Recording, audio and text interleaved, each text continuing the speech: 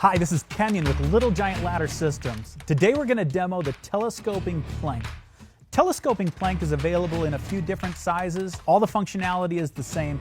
And regardless of how you've set your ladder up with the trussel brackets are designed to put the ladder together in the scaffolding position.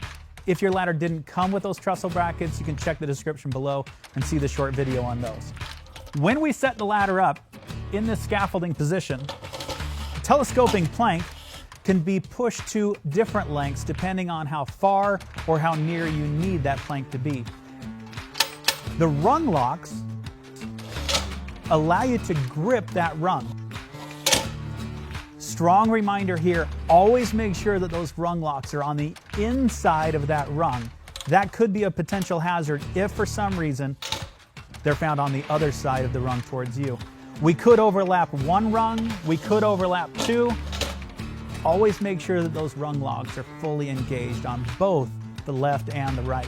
When you're setting your plank up in this scaffolding position, we'll remind you here not to exceed this 3-foot height. Whether you're using a model 26, 22, model 17 we're showing you here, that plank should never be higher than the third rung that we're showing you now. Of course, we can change the height depending on what the needs are. Now it's good to climb. When you're climbing up and stepping on your plank, remember this is so that you can cover more area in less time. This plank is designed to hold one person, 250-pound capacity, and we'll strongly encourage you never to exceed the weight rating on the plank. And a couple of quick reminders here. Always choose the right ladder for the job, set it up correctly, maintain 3 points of contact when you're climbing up or down any ladder.